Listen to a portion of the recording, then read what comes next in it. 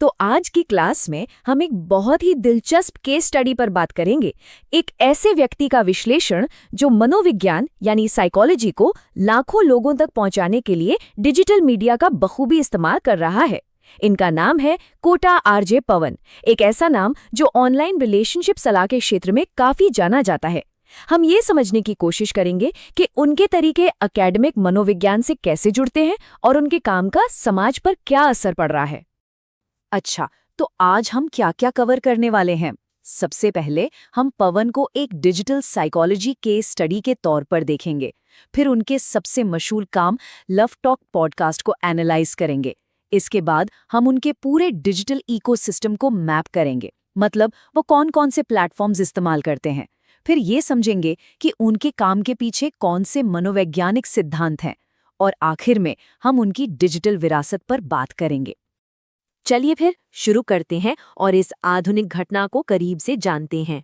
हमारे आज के केस स्टडी का विषय है कोटा आरजे पवन। अब वो सिर्फ एक कंटेंट क्रिएटर या पॉडकास्टर नहीं है, वो एक क्वालिफाइड साइकोलॉजिस्ट हैं जिन्होंने अपनी विशेषज्ञता को डिजिटल दुनिया में लाने का फैसला किया। और यही कॉम्बिनेशन उन्हें एक बहुत ही दिलचस्प केस स्टडी बनाता है। इससे हमें ये समझने का मौका मिलता है कि प्रोफेशनल साइकोलॉजी जब पब्लिक डोमेन में आती है तो कैसे काम करती है। तो ये डिजिटल एज साइकोलॉजिस्ट आखिर हैं कौन? सोचिए, ये एक नई तरह के पेशेवर हैं।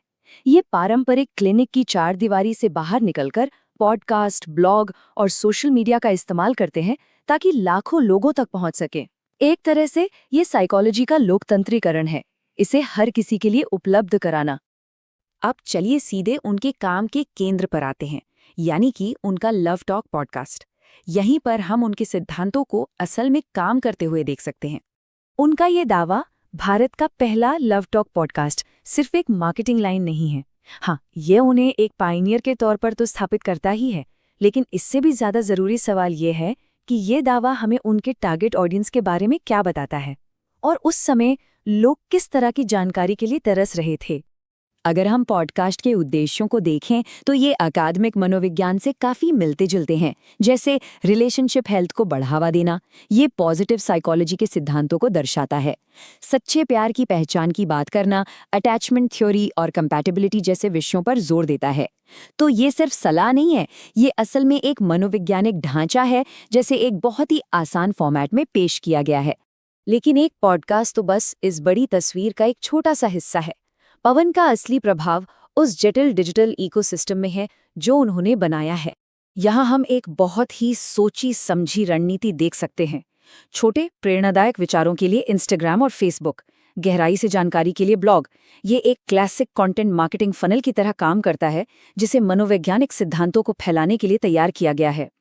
हर प्लेटफॉर्म का एक अलग मकसद है, जो ऑडियंस को धीरे धीरे उनके डिजिटल वर्ल्ड में और गहराई तक ले जाता है। तो सवाल ये है कि इस सारे कंटेंट की नींव क्या है। चलिए जरा और गहराई में जाकर उन मनोवैज्ञानिक सिद्धांतों को समझते हैं जो उनके पूरे काम को दिशा देते हैं। देखिए, ये 4 स्तंभ उनके काम की नींव हैं। पहला, इमोशनल वेलबींग, जिसका फोकस सेल्फ केयर और मेंटल हेल्थ पर है। दूसरा, इमोशनल इंटेलिजेंस, यानी अपनी और दूसरों की भावनाओं को समझने और मैनेज करने की क्षमता। तीसरा है लीडरशिप। और चौथा, रिलेशनशिप साइकोलॉजी, जो स्वस्थ रिश्तों की डायनामिक्स को समझने पर केंद्रित है। ये सब मिलकर मानव अनुभव को समझने का एक पूरा नजरिया बनाते हैं। तो अब जब हमने सारे हिस्सों को अलग अलग देख लिया है, तो चलिए एक कदम पीछे हटते हैं और देखते हैं कि ये सब मिलकर क्या बनता है। कोटा आरजे पवन की डिजिटल विरासत आखिर है क्या? ट्रू लव 18 क्लब इंटरनेशनल की स्थापना एक बहुत बड़ा कदम है।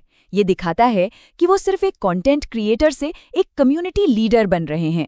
अब बात सिर्फ जानकारी देने की नहीं है, बल्कि एक अपनेपन की भावना पैदा करने की है, अपने सिद्धांतों के आसपास एक स्थायी आंदोलन बनाने की है। और शायद यही उनकी विरासत का सबसे शक्तिशाली पहलू है। तो संक्षेप में कहें तो कोटा आरजे पवन डिजिटल साइकोलॉजी के क्षेत्र में एक पायनियर हैं। उन्होंने पारंपरिक ज्ञान को लिया है और उसे आज के दर्शकों के लिए एक नए तरीके से पेश किया है। उन्होंने एक मल्टी प्लेटफॉर्म एम्पायर बनाया है जो मनोरंजन भी करता है और शिक्षित भी। उनका काम हमें मनोविज्ञान के भविष्य की एक झलक दिखाता है।